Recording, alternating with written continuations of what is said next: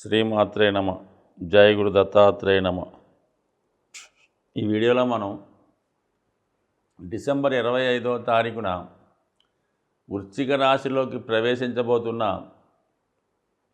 శుక్రగ్రహ సంచారం సింహరాశి వారి మీద ఏ విధమైన ప్రభావాన్ని చూపబోతుంది అన్న విషయాన్ని మనం ఈ వీడియోలో పరిశీలిద్దాం. శుక్రుడు ఈ రాశి వారికి తృతీయ దశమాధిపతి. ముఖ్యంగా వృత్తికారకుడు, దశమ స్థానానికి శుక్రుడు అధిపతి. కాబట్టి ఈ సింహరాశి వారి యొక్క ఉద్యోగం ఏ విధంగా ఉండాలి, ఏ వృత్తిలో రాణించగలడు అన్న విషయాన్ని శుక్రుడు నిర్ణయించడం జరుగుతుంటుంది. శుక్రుడు బలంగా ఉన్నప్పుడు 100% జాతకుడు రాజకీయాల్లో కానీ, ప్రభుత్వ ఉద్యోగుల్లో కానీ, ముఖ్యంగా సినిమా రంగంలో బాగా రాణించగలుగుతూ ఉంటాడు. అదే శుక్రుడు బలహీనపడినప్పుడు ఎక్కువగా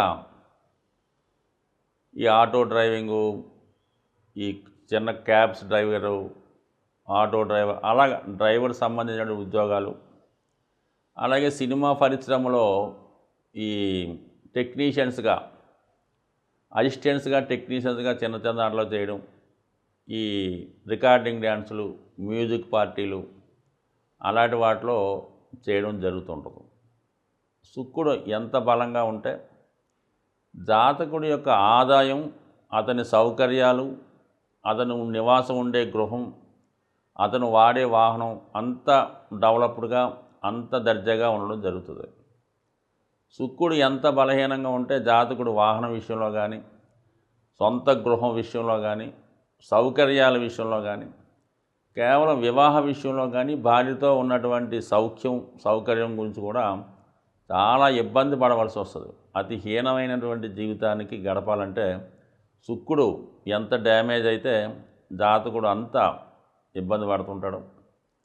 అలాగే శుక్రగ్రహ కారకత్వాలైనటువంటి ముఖ్యంగా స్త్రీలని ఎవడైతే వేధిస్తాడో, ఎవడైతే ఇబ్బంది పెడతాడో, భార్యని ఎవడైతే గౌరవప్రదంగా చూడడో, హింసిస్తుంటాడో, వాడు కంపల్సరీగా జీవితంలో అధోగతి, ఇలాంటి తిండికి లేక, సరైన బట్టలు లేక ఇబ్బంది పడే సూచనలు ఉన్నాయి. కొంతమంది ఏంటంటే ఎంత ఆస్తి ఉన్నా, ఎంత సౌకర్యం, ఇలాంటి చేష్టలు చేయడం వల్ల జైల్లో, అంటే మరి జైల్లో సౌకర్యాలు గట్ట ఎవరు కదా, అటువంటి స్థితి కూడా జాతకుడికి రావడం జరుగుతూ ఉండదు. కాబట్టి ఎట్టి పరిస్థితుల్లో కూడా ఎస్పెషల్లీ ఈ ఎవరైనా సరే స్త్రీలని గౌరవించి, భార్యను కానీ, కుమార్తెను కానీ, తల్లి ఎవరినైనా సరే ఎంత బాగా చూస్తే జాతకుడు ఏ స్థితిలో ఉన్నా 100% జీవితంలో సక్సెస్గా ముందుకు వెళ్ళడం జరుగుతుంటుంది. ఇది ఒక చిన్నటువంటి ఉదాహరణ. అటువంటి శుక్రుడు మరి వృశ్చిక రాశిలోకి, అంటే చతుర్థ భావంలోకి సంచరించడం ఒక విధంగా వాహన యోగాన్ని, గృహయోగాలు లాంటి జాతకుడికి టెంపరీగా అయినా వచ్చే అవకాశం ఉంటుంది. ఇక టెంపరీ నేను ఎందుకన్నా అంటే, సో ఏదైనా ఒక మంచి కారు టెంపరీగా ఒక ఫ్రెండ్ ఏదైనా అమెరికా వెళ్తూ కొన్నాళ్ళు వాడుకోమని ఇవ్వచ్చు. లేదంటే వాడికి ఉన్నటువంటి ఒక విలాసవంతమైన భవనాన్ని, ఒక గెస్ట్ హౌస్ని ఇతన్ని కొన్నాళ్ళు వాడుకోమని ఇవ్వచ్చు.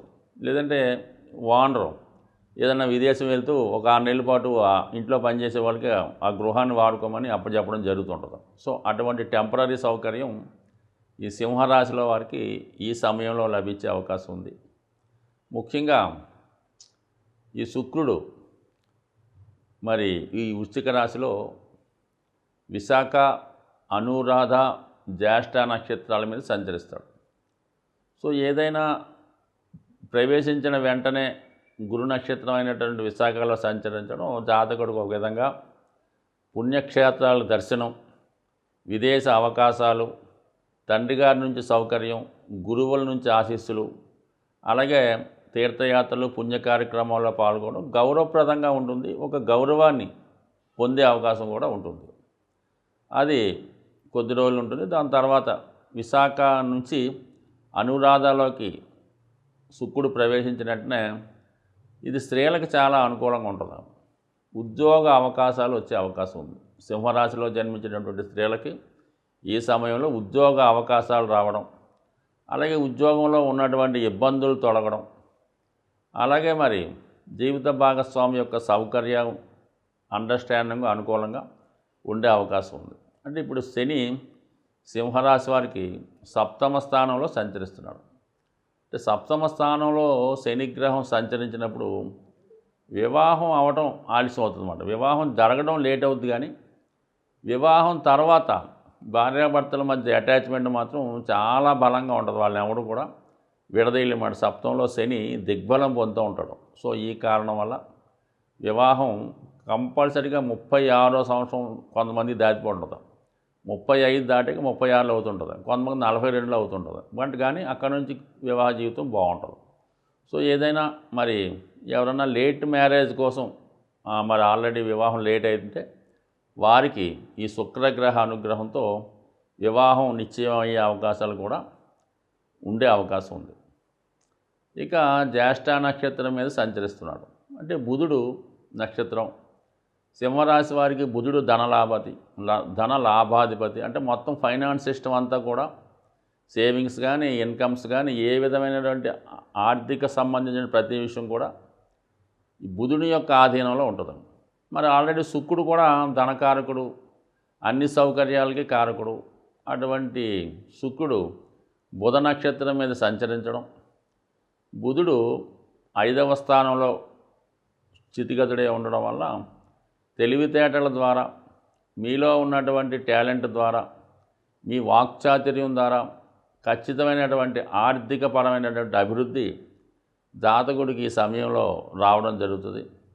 బట్ ఏదైనా సింహరాశి జాతకులైనటువంటి వారికి ఈ శుక్రుడు సింహరాశి అయినటువంటి రవికి శత్రుగ్రహం అవటం వల్ల 100% కంప్లీట్గా ఈ రాశివారు శుక్రగ్రహ అనుగ్రహం కోసం, లక్ష్మీ అమ్మవారి అనుగ్రహం కోసం శ్రీ సూక్త పారాయణ చేయడం వల్ల, విష్ణు సహస్రనామంతో పాటు లక్ష్మీ స్తోత్రం పారాయణ చేయడం వల్ల జాతకుడికి ఉన్నటువంటి సకల ఆర్థిక సమస్యలు, వివాహ సమస్యలు తొలగే అవకాశం ఉంటుంది. సో అలాగే ఇది మన ఈ గోచారం అన్నది సాధారణంగా మనం వ్యక్తిగత జాతకం కాకుండా మీకు ఉన్నటువంటి కేవలం మీ జాతకంలో మీరు ఉన్నప్పుడు ఉన్నటువంటి చంద్రుడిని బేస్ చేసుకొని మనం గోచారం చెప్పడం జరుగుతుంది. అలాగే చంద్రుడితో పాటు చాలామందికి కేవలం రాసే తెలుస్తుంది తప్ప లగ్నం అన్నది తెలియదు. కొంతమందికి ఆటోమేటిక్గా మేషలగ్నం వారికి కూడా మనం చెప్పినటువంటి ఫలితాలు కొంతవరకు మాత్రమే వర్తిస్తాయి. అంటే గోచారం ఎంతవరకు మనకి జాతక చక్రంలో ఒక ఫలితం ఉన్నది అంటే మీకు ప్రభుత్వ ఉద్యోగం ఉందని మీ జాతకంలో రాసి ఉంది, లేదా మీ క్రీడా రంగంలో విజయం సాధిస్తారని రాసి ఉంటే అప్పుడు మాత్రమే ఈ గోచారం మీకు సపోర్ట్ చేస్తుంది తప్ప మీ జన్మ జాతకంలో జాతక పీఠిక మీద ఇటువంటి యోగాలు లేవనుకుందాం. పైపు వివాహం అవ్వచ్చు, సంతానం అవ్వచ్చు, ఉద్యోగం అవ్వచ్చు, ఏదన్నా జాతక చక్రంలో ఉన్నటువంటి ఫలితాలు మాత్రమే గోచారరీత్యా గ్రహాలు మారినప్పుడు ఆ ఫలితాలు మీకు ఇవ్వడం జరుగుతుంది. కేవలం చంద్రలగ్నాత్తు గురువు సప్తంలోకి వచ్చాడు, పెళ్ళి అవుతుంది. 5వ స్థానంలో గురువు వచ్చాడు, సంతానం కలుగుతారు. దశమంలోకి గురువు వచ్చాడు, ఉద్యోగం వస్తుంది. ఇలాగ అనుకుంటే ప్రతి ఒక్కరికి కూడా ఈ భూమి మీద పుట్టిన ప్రతి ఒక్కరికి కూడా గోచారీత్యా గురువు ప్రతి సంవత్సరం మారి ఒక భావనలోకి వస్తుంటాడు. అందువల్ల ఎవరికి కూడా ఎటువంటి కష్టాలు ఇబ్బందులు లేకుండా నడుస్తూ ఉంటుంది. సో అందువల్ల ఎంతసేపు కూడా జన్మజాతకం ఇంపార్టెంటు. ఆ జన్మజాతకంలో ఉన్నటువంటి గ్రహాల స్థితిగతులను బట్టి, ఉన్న యోగాలను బట్టి మీకు గోచారం సపోర్ట్ చేస్తుంది. కాబట్టి సాధ్యమైనంత వరకు ముఖ్యమైన కార్యక్రమాలు చేపట్టేటప్పుడు, అందులో వివాహం, ఉద్యోగం, అలాగే ఏదైనా వ్యాపారం ప్రారంభించే ముందు, లేదా మనం గృహయోగం ఉందా లేదా ఇలాంటి విషయాలు తెలుసుకున్నప్పుడు మీకు నమ్మకమైనటువంటి జ్యోతిష్కుల్ని చూపించుకోవడం, వారి సలహాలు సంప్రదింపులు చేసుకొని కూడా మనం దాన్ని జాతకాన్ని పరిశీలించుకోవాలి. జాతకంలో యోగం ఉన్నా కూడా దాని దశలు కూడా అనుకూలంగా రావాలి. అటు ఒకటికి మంచి శుక్రమాదశ ఉంటుంది. ఆ శుక్రుడు ఖచ్చితంగా 4వ స్థానంలో మంచి ఉచ్చులో బలంగా ఉంటాడు. అంటే మంచి వాహన యోగం, గృహయోగం అన్నీ జరుగుతాయి. కానీ మరి ఆ శుక్రమాదశ రావాలి కదా. ఆ శుక్రుడు ఎప్పుడో జీవిత చివరి భాగంలో వచ్చినా ఫలితం ఉండదు, అలాగే ప్రారంభంలో చిన్నప్పుడు పోయినా ఫలితం ఉండదు. సో అందువల్ల దశలను బట్టి, ఆ దశలకి గోచారం సపోర్ట్ చేయబట్టి మీ యొక్క జాతక విశ్లేషణ ఉంటుంది. కాబట్టి సాధ్యమైనంత వరకు తెలిసిన వారికి, బాగా సబ్జెక్ట్లో అనుభవం ఉన్న వాళ్ళకి మీ యొక్క జన్మజాతకాన్ని కూడా చూపించుకొని అందులో ఉన్నప్పుడు మీరు ఖచ్చితంగా కొంత ప్రయత్నం చేస్తే ఏదో విదేశం కోసం వెళ్తాం. జన్మజాతకంలో లేనప్పుడు గోచారంలో సపోర్ట్ చేయడానికి ఏం ఉపయోగం?